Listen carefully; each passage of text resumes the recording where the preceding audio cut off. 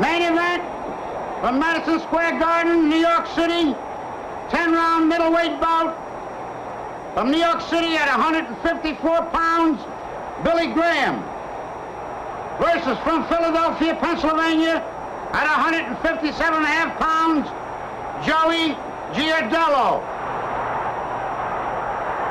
And from the neutral corner, your host, the undefeated world's heavyweight champion, Rocky Marciano, sparring with the fastest moving comic on 2 feet, the only man to make Ed Sullivan smile, Jack Carter. And my guest for this evening is Jack Carter, a comedian who puts on more mileage in his act than most fighters do. Oh, Rock, I'm so glad you didn't say Jack Carter. I thought you were going to give it the New England Carter. Hiya, Rocky. What are we going to get, $1 or $1.50 for this pat? Pack your Karen Baston with Rocky Marciano. Puts on mileage? Jack, you're in great shape. Oh, I could have taken you in 3 jokes in the old days. So. Rock, I broke the whole... Jack, you're from Brooklyn, the place where a lot of fighters come out of them, a lot of great fighters. Well, you had to fight for your life there, you know, in the streets. Ma, they got me. I'm bleeding them down. Come in, eat first, then we'll talk. You know, the good old days. I always had that bit, though. I always wanted to be in show business, you know. And my mother always gave me, no, A.B. next door is a good boy. You'll be a bum. You want to be an actor. A.B.'s a good boy. You know, there's always a kid that's better than you know. A.B. good. I thought that was his name, A.B. Good Boy. Always wondered what happened to him. So I went back to Coney Island, Brighton Beach the other day, you know, and I found his house where A.B. lived, and I knocked on the door, and his mother come out. I said, hello, Mrs. Rellis. You see, he out the window with the fellas all with Murder Incorporated. All the comedians I ever met are in pretty good shape. I mean, there aren't too many fat ones except the guys like Fats Leonard and Zero Mostel. But tell me, what do you guys do for sports? I noticed you're all pretty good shape. Well, you just keep chasing your agent all the time, you know. What do you got for me now? Where's the money? Get it up. Well, I move a lot anyhow. I work like a fighter. Yeah. In fact, a columnist, who shall be nameless, but Ed Sullivan, just the other day, he wrote me up in Miami. He said, Jack is like a fighter on stage. He spars with an audience, he faints. Then when he looks like he's lost him, he jabs him again. Then he'll change his style. Then he'll put this in, and finally it's a knockout, you know. Jack, I followed Ed Sullivan's program all the time, and I think you're one of the few guys, in fact, maybe the only guy that can break this guy up, make him laugh a little bit. Oh, Ed, yeah. Well, I get right to his core, and there is none, you know.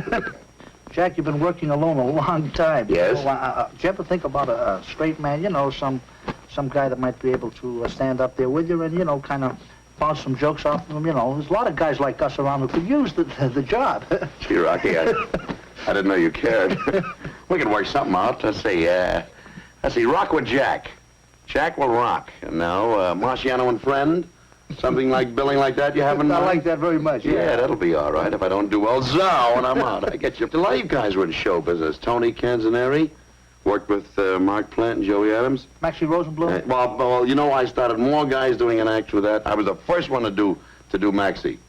I squat to Maxie Rosenblum 30 years ago when he first did the act with Max Bear. And Bear used to kind of talk like this, oh, Maxie, you're a moron, you're an idiot. He says, stand up, Maxie, nobody will recognize you. How'd you get like that? Fighting. How'd you get like that? Betting on you. But I used to do the song that Maxie used to do. I'm a super special genius with a Lilliputian brain. Make my losses playing horses. I seldom show a game. Each time the bell starts ringing, I start swinging like a gate. Although I got 10 fingers, I can only count to 8. Slapsy Maxie. How did he get that? Was that really slapping? Yeah, he was a good boxer, and in the olden days, they say he used to slap you with an open glove. He was never knocked out, was he? No, he never knocked too many guys out either. Yeah, but didn't Rosenblum go out a winner? I mean, yes, he won the title, and no, he. I think he retired like you did with money. No, he lost. He lost? He lost the fight. Oh, that's what happened. I'm sorry, I forget. I got a very cerebral mind, you know how it is. Yeah, there's the bell for the main event. A strange event. For the first time in the history of boxing, the New York Boxing Commission had to reverse a decision. Later on, it was reversed again by the courts in this middleweight bout between Billy Graham and Joey Giardello. See how you would score this 10-rounder. Madison Square Garden, December 19th, 1952. Let me tell you about it as I saw it. With the middleweight title open, both Graham and Giardello could get a big shot at it.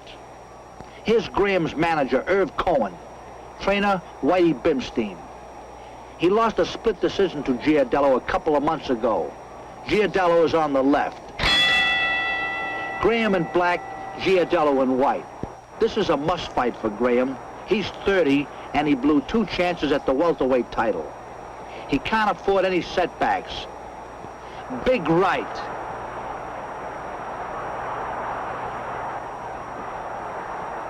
Referee Miller breaks them.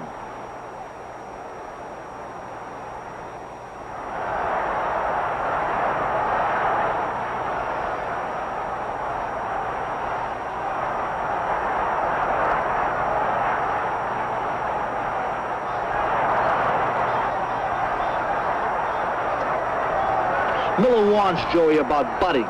That head can do more with one shake than your best punch. Giardello is only 22. He's a tough kid from South Philadelphia with a real good punch. His trouble is that he'll use it outside the ring just as quick as he will inside. But he'll get over that. He's still young and not a bad guy. Graham, 149. Giardello, 151. Not much difference there, but there's a world of experience on Graham's side.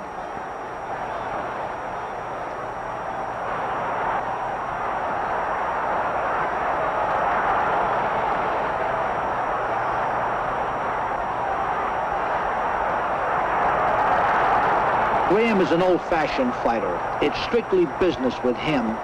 You see him around the house with his wife and kids. He looks like any guy in the neighborhood who works at a job. He's always in shape, never in trouble, just a pro. Graham in black trunks comes right out for round 2. He got an edge on you the last round, Billy. Stay on him.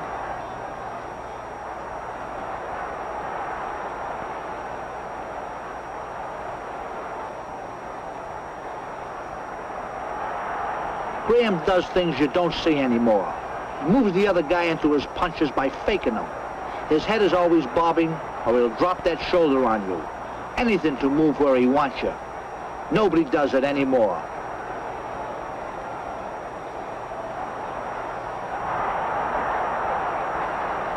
There's his jab. Billy never misses a jab. He sets it up with those head fakes.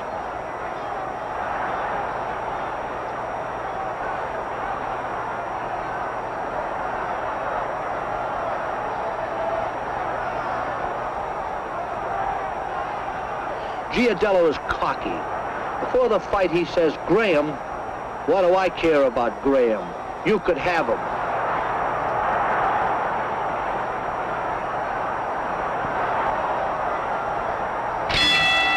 Here's Graham going to the corner. This isn't going to be an easy one, Billy.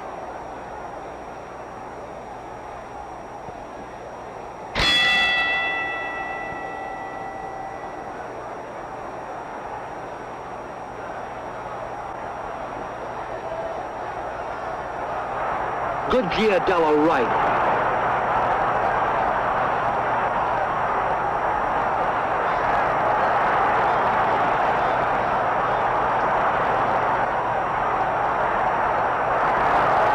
The last time they fought, Joey got Billy into a scramble and won the decision. But Graham isn't callous tonight. He's pulling out all the stops. He won't lead to Giardello. He wants Joey to open up and do the missing.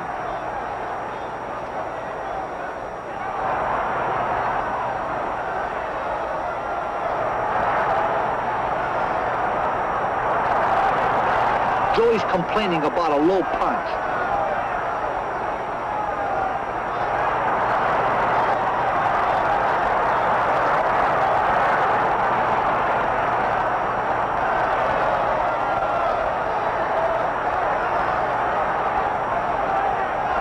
Look at Graham pound that right to the side. You've got to lock the arm, Joey, or he'll do it to you all night.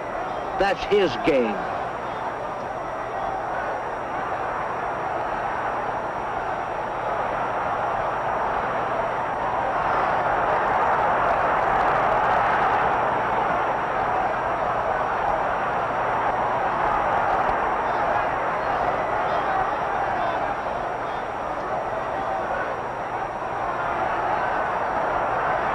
This is an awful fast pace, but I don't think anybody's going to get too tired later on. Only an amateur would come in out of shape for a fight like this.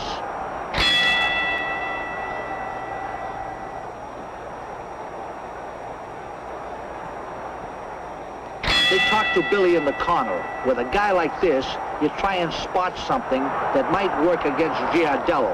Then tell him about it. Anything else is wasted words. This guy knows his business. Joey stands straight up. He doesn't crouch at all. Watch the right. He likes to bring it up on you when you come in.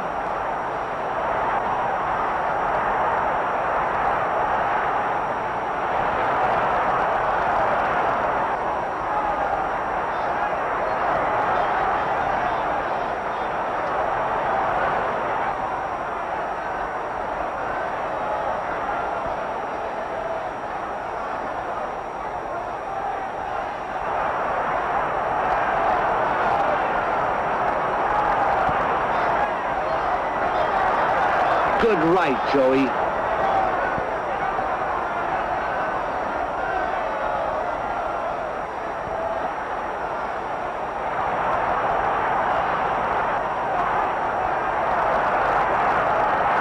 Graham circles away from Giardello's hooks. Usually you move in the opposite direction, but Billy thinks the hook is Giardello's big weapon, so he is moving away from it.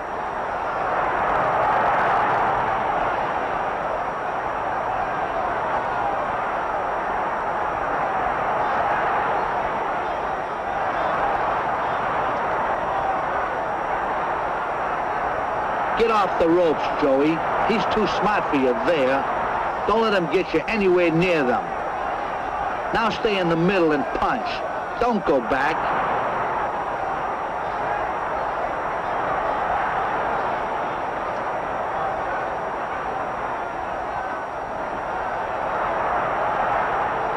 This is a tough fight.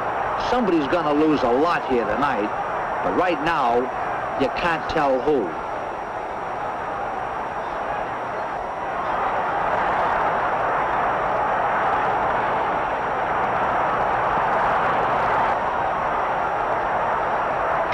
Jack, what do you think of the fight so far? It's pretty fast. It's pretty fast. Where are they running? If they ever catch each other, it'll be beautiful, I'll tell you that. Two real good fighters in there, Jack, and there's a lot of fighting yet to come. Oh, I've heard of speed, but this is ridiculous.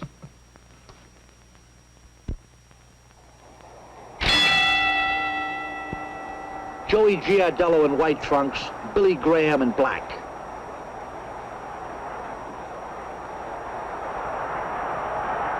It's been a fast pace, but you'll notice Billy, 8 years older, isn't trying to slow it down. His game, speed. A fast fight doesn't worry him.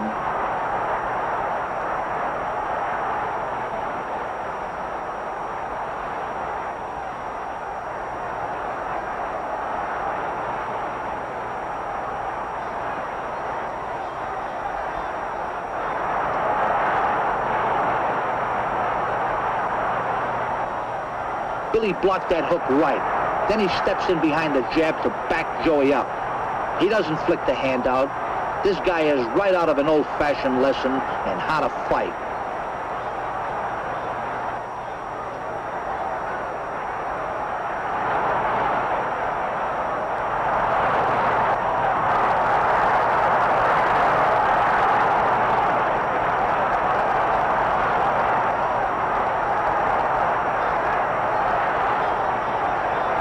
Joey come in here tonight a 2-1 underdog in the betting, but he wasn't worried about that. He sat in the dressing room, talked about the Dodgers pitching staff for next year.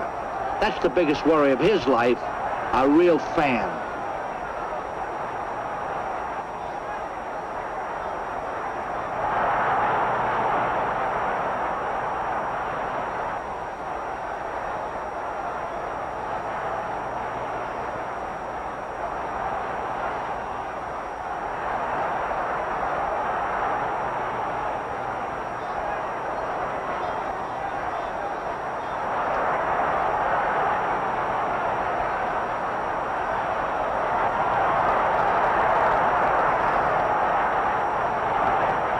Joey is holding off Graham's right on the inside. A lot better now.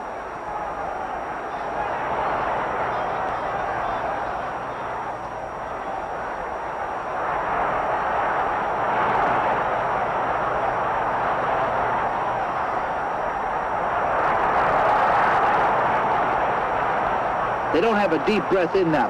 It's a beautiful feeling to be in condition like this. You're glad for every morning you got up to do road work. Out in the 10th. Here they go. Both corners told them they were behind, so they'd come out fighting, hopped up for the last round.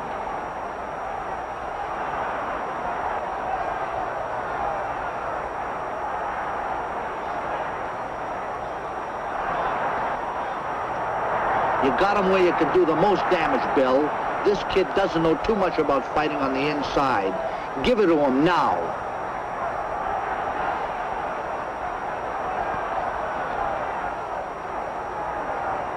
That's the way to pile up points.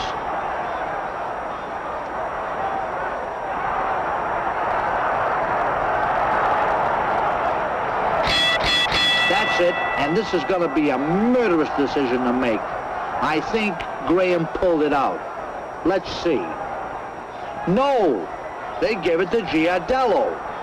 But something's happening at ringside. Commissioner Christenberry is talking about changing the decision. That's just what he's doing. He's going to give it to Graham. Jack, in this fight, Billy Graham was just a little bit past his prime, but he put up such a great fight. He was so good in this fight that he held Giardello right even. It was a close fight. Could have been called a draw. They gave it to Giardello, then they reversed it and gave it to Graham. Yeah. Then the courts reversed it. It was really a mixed-up thing, but a real great fight to watch. Just can't make up their minds, right? Well, who finally won it at the end now? Giardello. Giardello. Oh, well, good, because I know I got money somewhere. Jack, there's no doubt about you being a main eventer. To see you work, anyone can tell you know enough to keep punching. This little memento, a pair of golden gloves, is just a little reminder to you to keep punching always, to stay a main eventer. For me? Oh, from Rocky Marciano, keep punching. You think they'll hang this up at my niche at Danny's Hideaway? Yeah. Yeah, well, it was great being here with you, Rock. And all I can say is one thing, you'll never have to make a comeback. You never left. Sure enjoyed it. The bigger they are, the nicer they are. And you can make it as easily as they did. Just remember, keep your left hand high, chin down, and keep punching.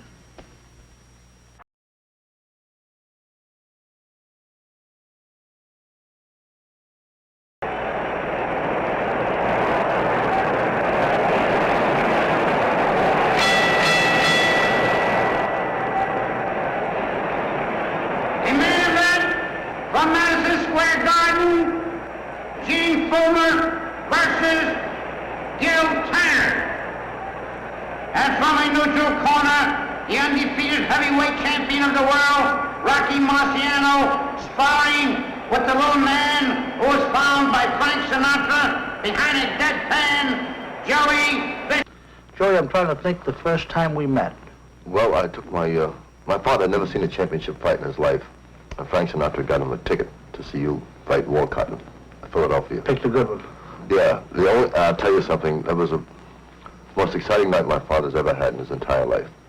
He's a great fight fan, my father. I know you had a few fights, Joey. Now, comes back to me. You were welterweight? Well, I was amateur, you know, in the service. Fritzy Zivic was coach of the boxing team.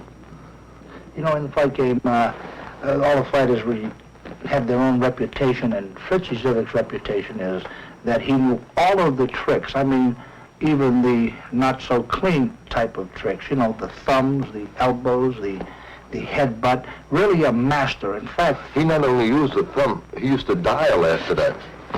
That was what made the other guy angry, I think. I believe it was Sugar Ray Robinson that finally beat him and retired him. Yes. Joe, you look like about 160 pounds to me. That's exactly what I weigh. And you're in better shape than some of the fighters I fought. I'm still in pretty fair shape. Can you still throw punches? Are you kidding? You want to test me? Yeah. All right. You're making a big mistake? All right. Get your hand up. Hey, that's a pretty good punch, Joe. How are your reflexes? Not bad. Would you wait till I get my hand up, please? What are you throwing punches like that first? You know, take it nice and easy. Oh, I saw something moving. You know what I'd like to do, Rock? Yeah. We do something for your audience and do it in slow motion. A 30-second slow motion fight. You're on. Right. No instructions. All right. Okay? Right.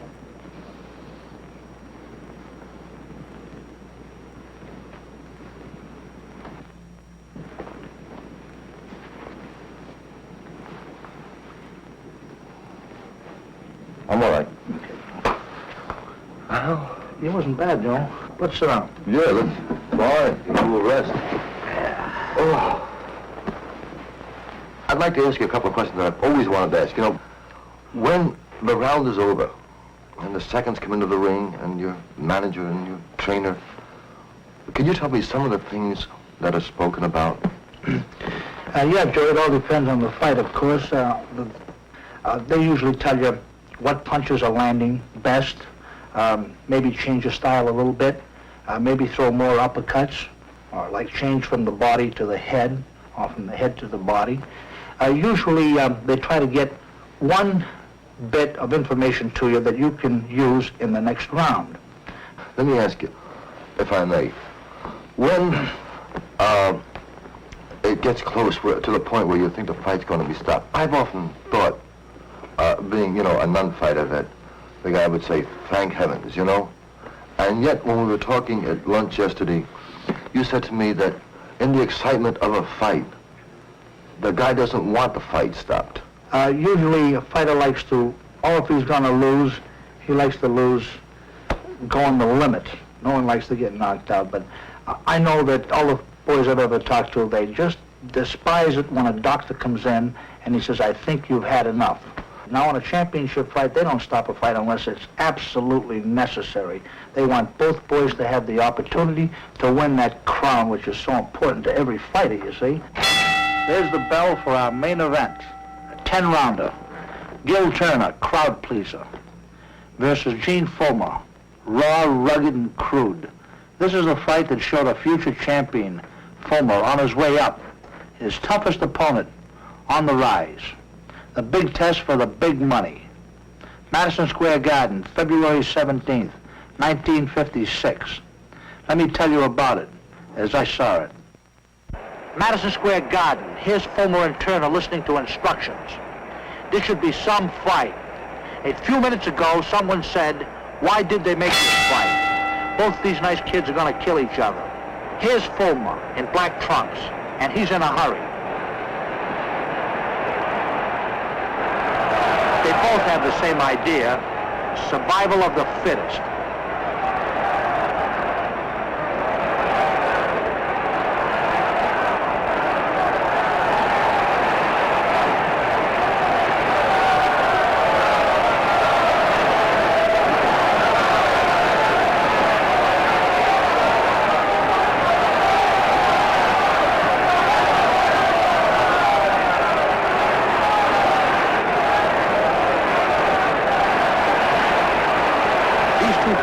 Like twins, but they're much different.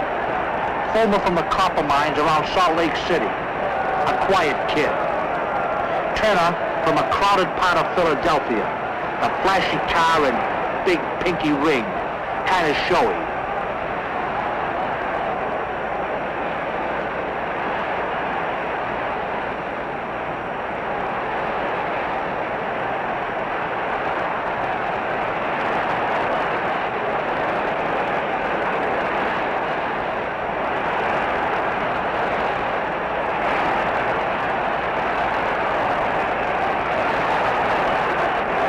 These two fought once before, and Turner won the decision with hand speed.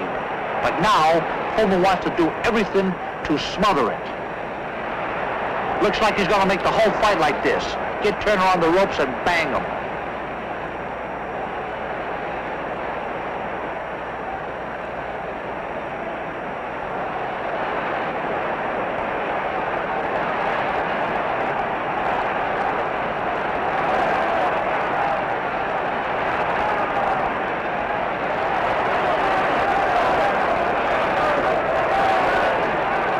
See how fast Turner punches.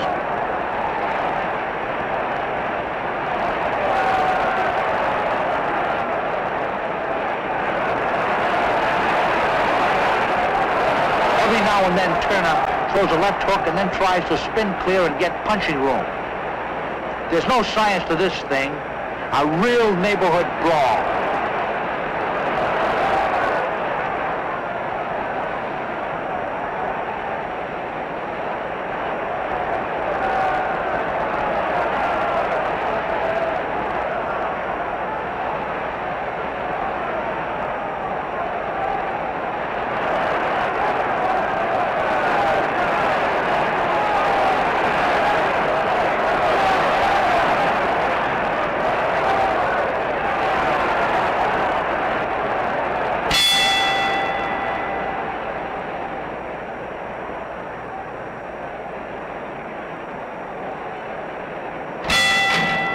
Manager Georgie Katz tries to cool off Turner. Don't let the boy upset you, Gil. Fight your own kind of fight.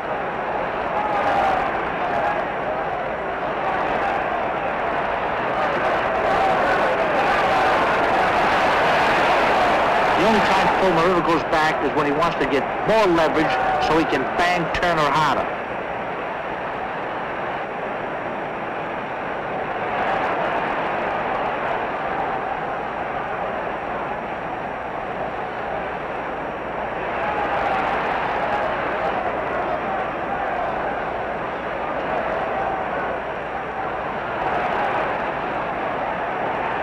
Fullmer has an awkward way of throwing punches. Nothing ever comes at you straight. Always a chop or a wide sweeping kind of thing. I always did a lot of unorthodox things too, but nobody would let me change. When you start losing, it's time to change, they told me.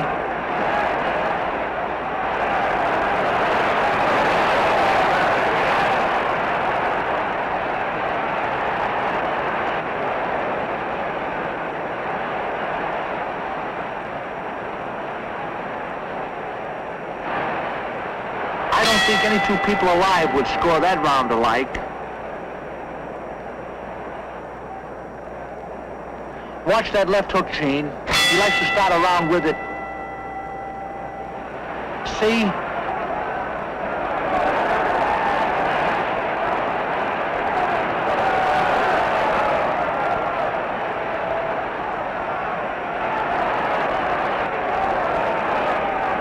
Turner is one of those real tough kids off the street.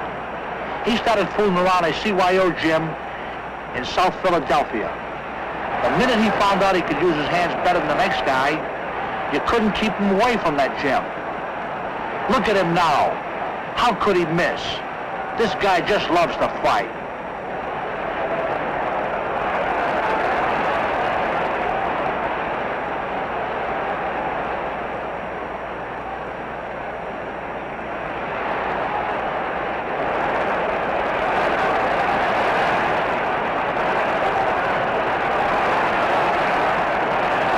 Good left hook by Turner. If he jabbed to keep Fullmer off of him a little bit, Turner would have a real good chance to get some of those hooks in there. But I haven't seen a jab since the fight started.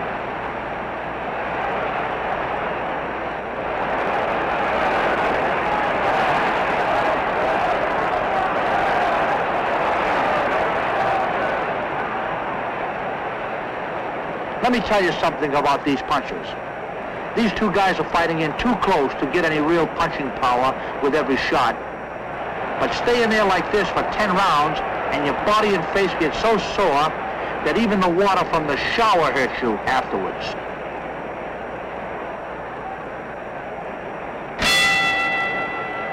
This is a tough night, Gene.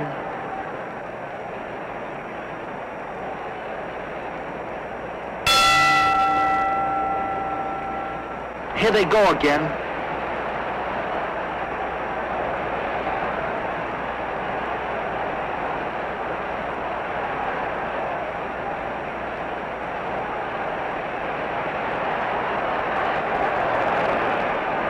When Turner gets punching room, Fullmer folds his arm across his face like a crab. In close, his defense is to hit the other guy. Gene loves it in close. He doesn't think anybody is strong enough to beat him.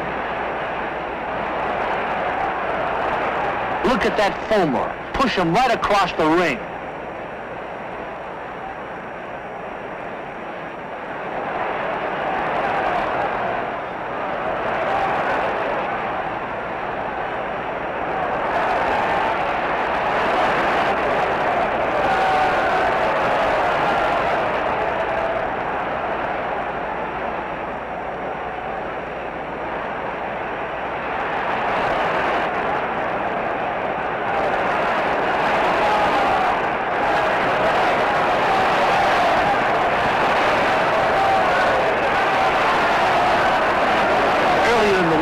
Fullmer was in the gym, and the guys were telling him, you won't have to look for Turner. He's always in front of you. And Fullmer said, great. I'd like to fight him in a telephone booth if they'd let me. I hate these guys that run away. You've got everything you wanted, Gene.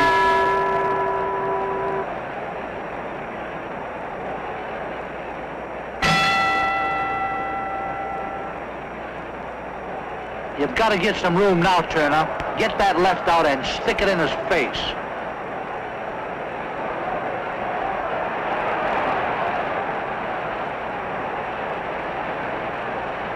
This fight is going to mean a big future to the winner. Right now it's real close, but this pace is murder.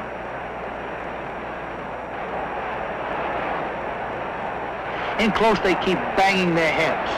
They're both trying to get lower than the other guy and punch up.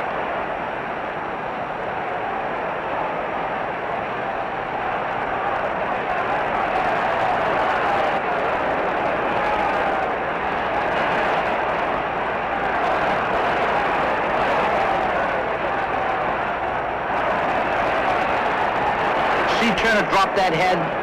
That's what we call saying hello to the other guy.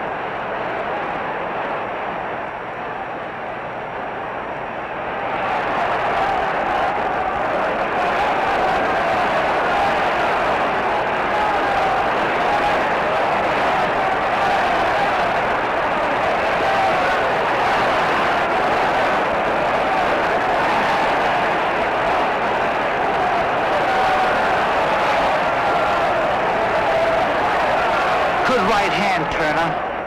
Gene, don't drop that left hand after you use it. You'll pay for it every time you do.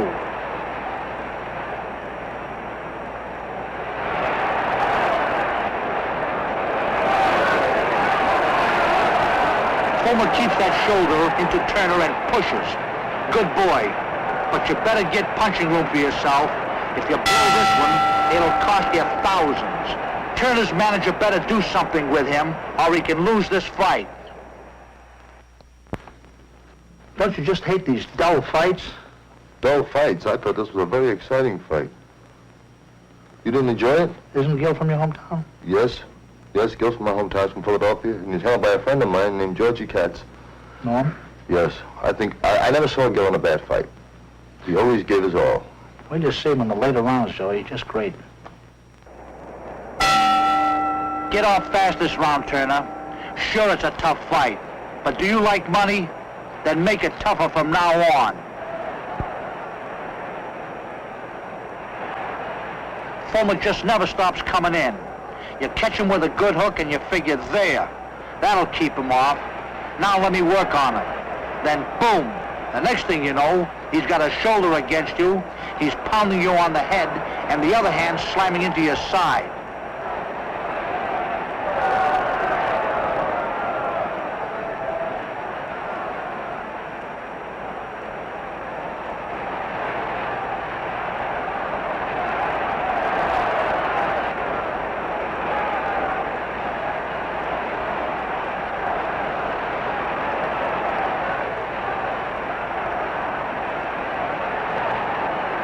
Fullmer just blocked the hook with a crazy backhand move.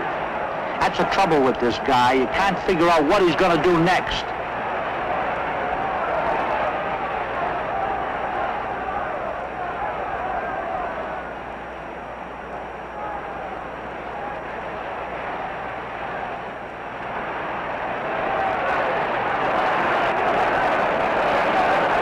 Turner's getting in good left hooks, but Fullmer takes an awful punch. A strong chin? Sure, but look at those legs. That's what makes a guy hard to knock out. Be up every morning and run. You win fights in the morning. You get out on the road all alone and run until you get sick to your stomach.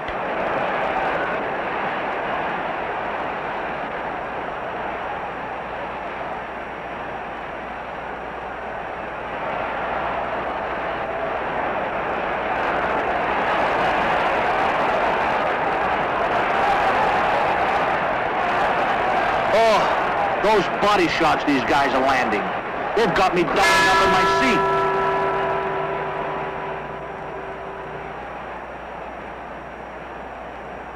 They give Fullmer one last word.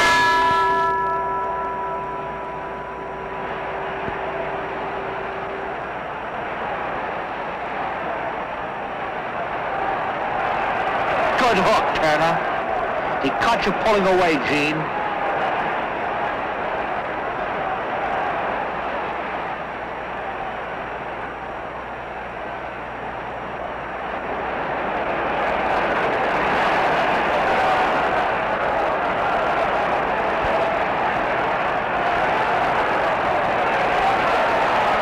Hang on, Gil. Keep punching. And here's where Fullmer kills you. Look at how he comes right back. You hit him, and he gives you a receipt every time.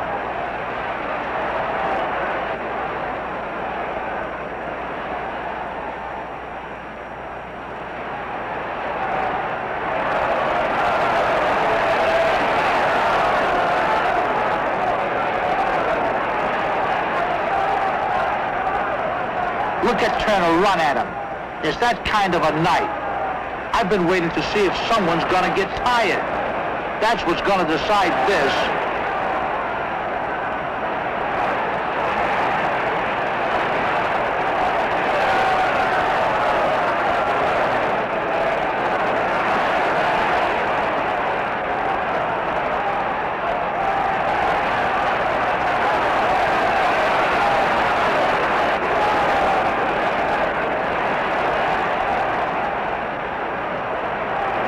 Look at Fullmer's right hand.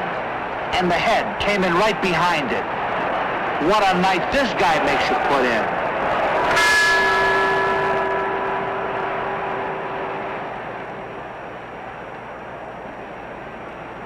I know just what Turner's manager is telling him. The same thing they're telling Fullmer over in his corner. You're behind, but if you can put 2 good rounds together, maybe we can pull it out. Come on now, go get him. It's a real close fight. So you get the fighter crazy and make him go for all he's worth. Even if he's a little ahead, tell him he's losing. Then after the fight, the manager can say, you done what I told you. You pulled it out in the last 2 rounds.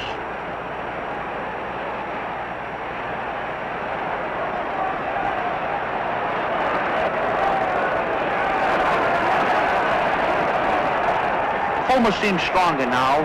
He's all over Turner. Holding him with one hand, clubbing him with the other. He's scoring a lot here, Gil. Throw those left hooks. You can blow the fight right here if you don't get going.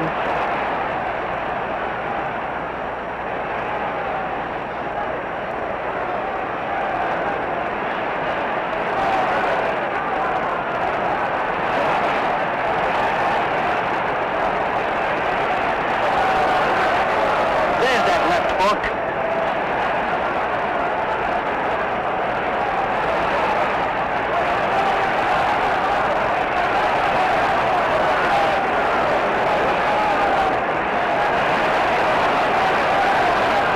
Fullmer lean all over him.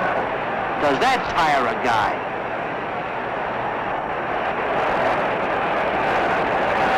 Turner's best punch. Terrific right to the side.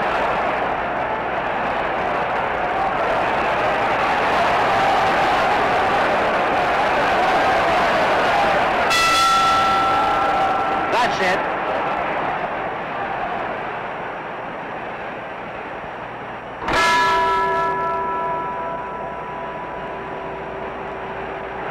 Look at that Fullmer start with the right again.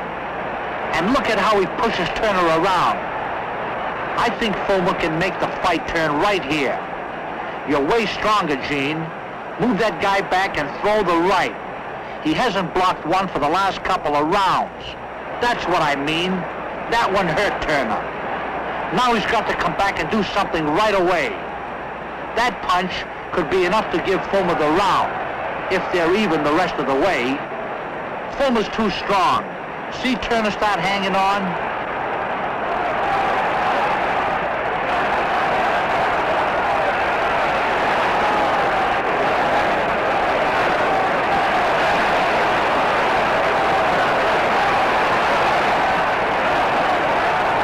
Turner's left hook doesn't seem to have any steam. He can't keep Fullmer away. Go ahead, Gene. All you're doing is making money.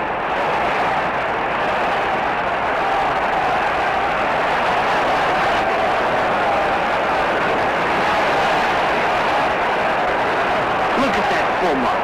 He won't stop punching. He's hungry.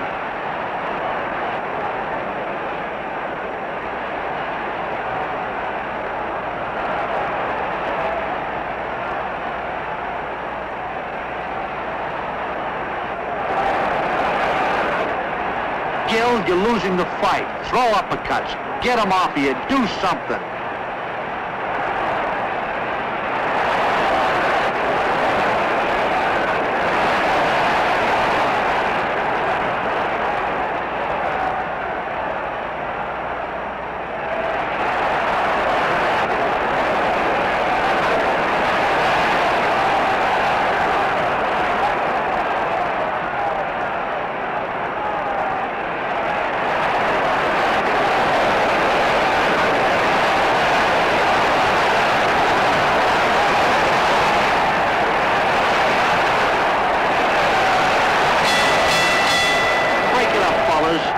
now you can go and get paid.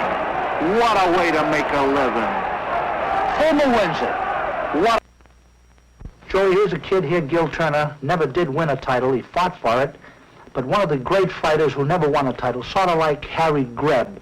Great, but never quite got there. Yes, and that's really the goal they look for, isn't it? It is. It's too bad because he had the ability, the condition, and he liked fighting an awful lot. He just quite didn't make it, and we feel bad. Well, I beat Gil Turner one time. You did? Well, not fighting. We played gin rummy. It was a rainy afternoon. We had nothing to do. It figures, Joey, because I think he could take you. Oh, yes. Even now. Oh, 20 years from now, he can take me. I don't look for fights, Rock. You don't? I'm a runner. Joey, you're there now, a main eventer. You've kept punching and made it big. I give all my guests this little memento, a pair of golden gloves, to remind them that you've got to keep punching, to stay a main eventer, and even after you've made it. Oh, gee. Thank you, Rocky. That's very nice. Little set of miniature gloves and says, from Rocky Marciano, keep punching. This is very nice. I'll treasure it. The bigger they are, the nicer they are. If ever a small-town boy has learned to be grateful, it's me. For I've learned that even a lucky punch can take you out of the main event. So keep your guard up, head down, and keep punching.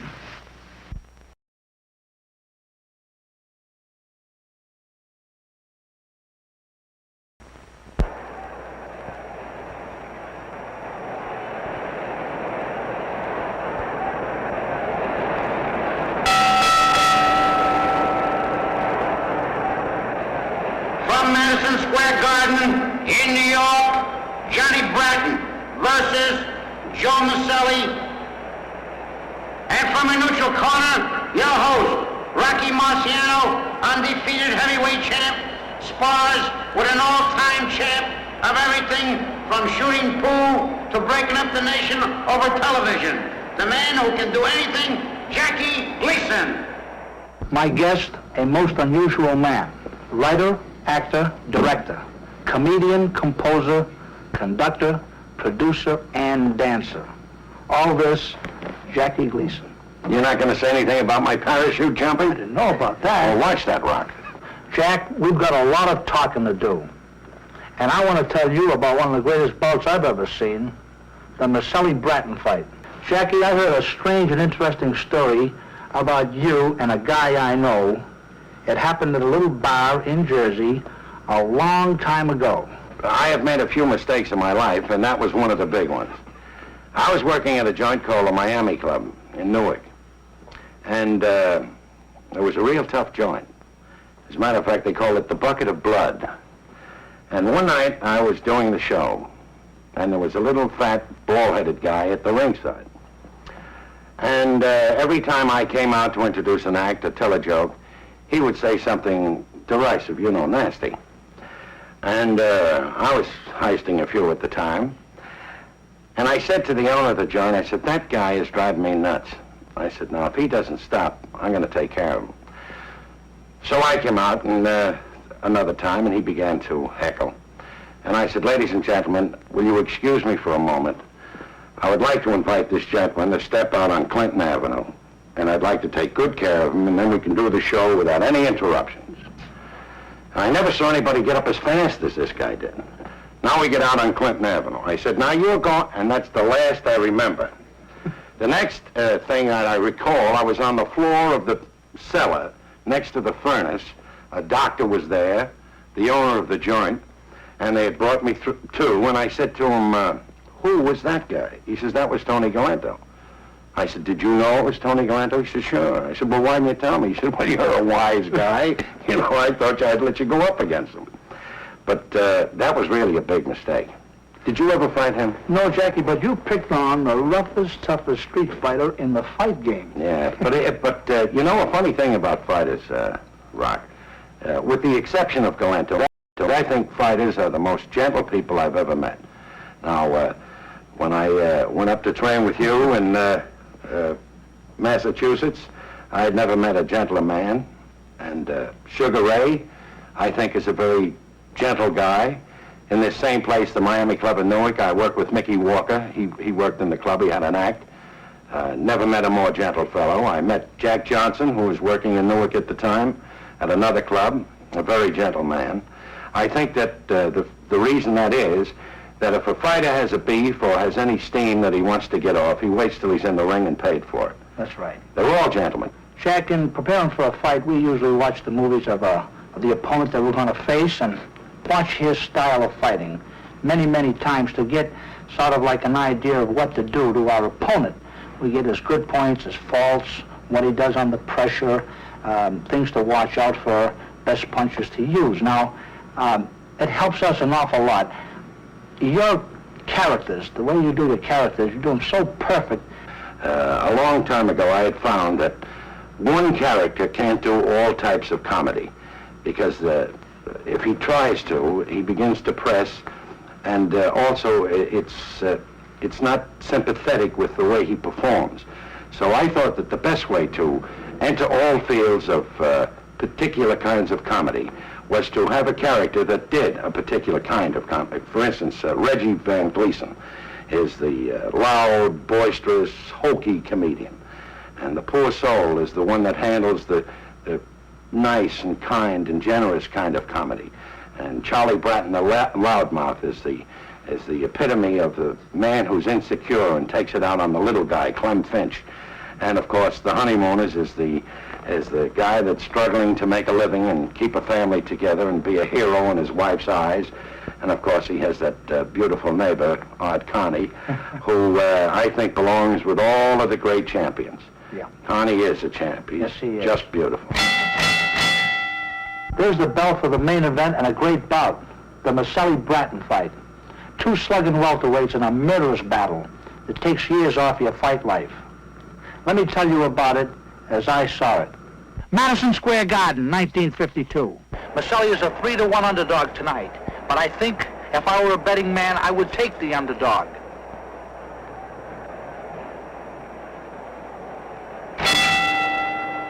Here's Miceli in the black trunks. Miceli starts winging. Bratton, watch that left hand of his.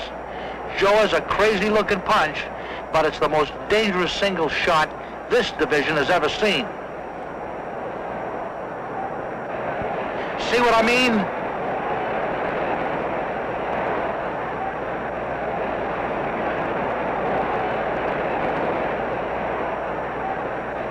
Miceli's body sways when he throws that left, but don't let that fool you. He's balanced. His feet are flat on the floor, and he gets all the leverage he needs. That one came from under the floor. That's Miceli for you.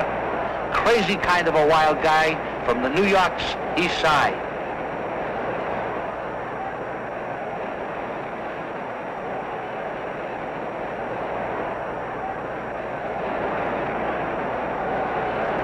Joe has Bratton watching that left.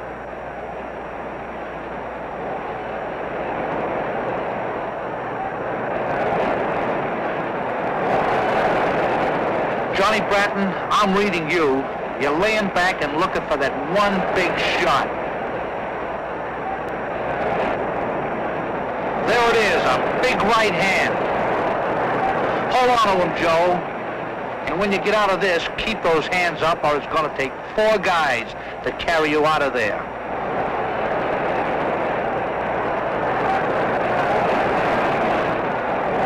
Good Miceli left.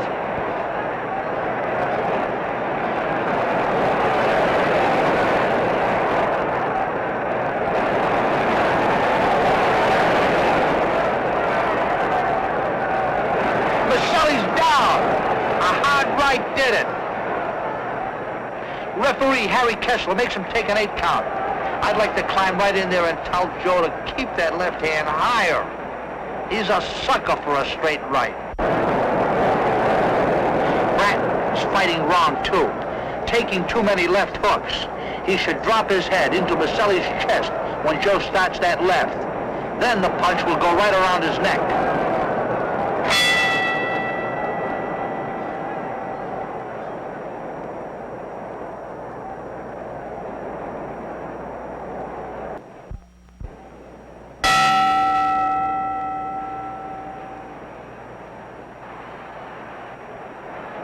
Miceli out strong behind those left hooks.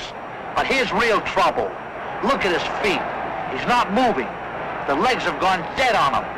When you get tired in the ring, it's the worst feeling in the world. You want to quit, but you can't. You want help, and nobody to give it to you. Miceli's punches aren't coming in as strong. This is a spot to get tired. Better get close to him, Joe, and pray for a second win. This hopping is strictly to fool Bratton. He wants Johnny to think he isn't tired. He'll stop dead again in a second.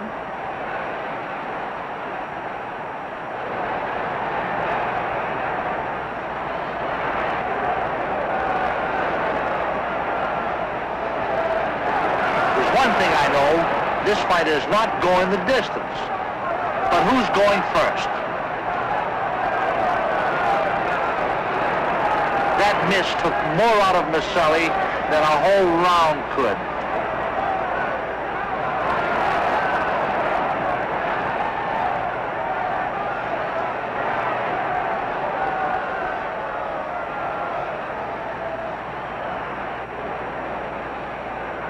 Miceli's almost gone. Ooh, what a right.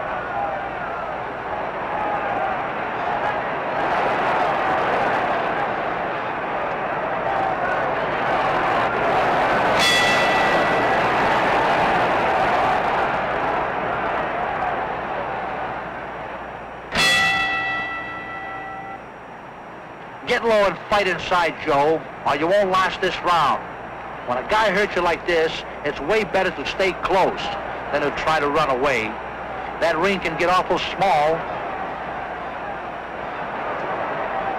You can't bluff your way in a fight. Right now, Miceli is paying for all the nights he stayed up, playing cards, and not doing road work.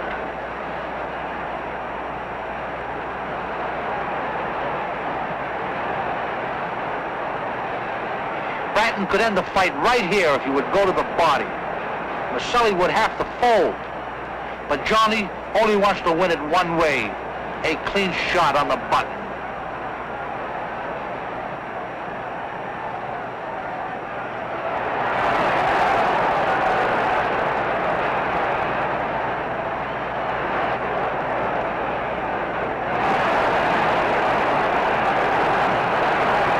Bratton's eye isn't bleeding now.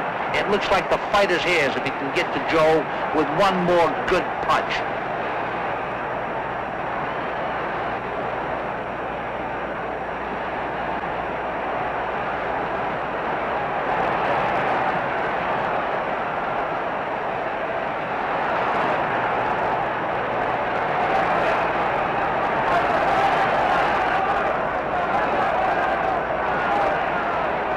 Throw that left, Joe.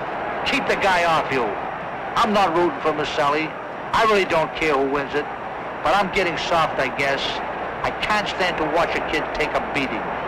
The left, Joey. Throw it.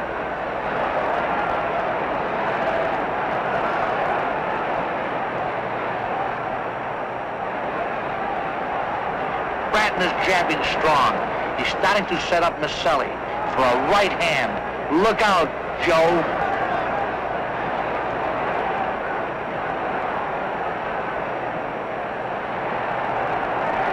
Terrific right.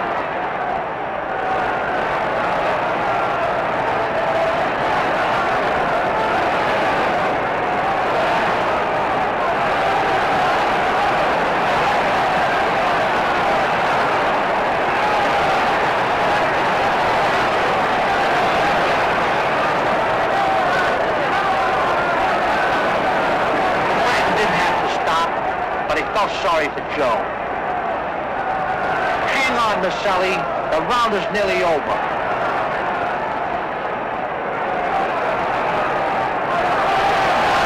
What a shot. Joe doesn't know what happened. He got right up. He should have stayed down and taken a 9 count. Here's the doctor.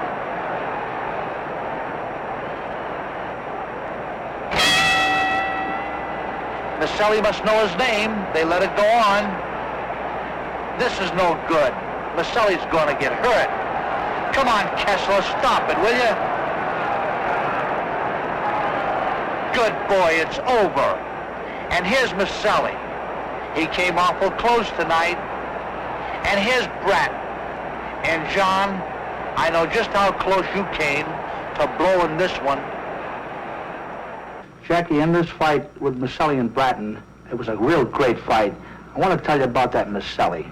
The first time I ever saw him in the gym, he was so good, he was so great, that all the old fight veterans just stopped and watched this young welterweight work out. He was the best-looking prospect they had seen in many a year. Is he still fighting? He's still fighting 15 years now. He's had a good career.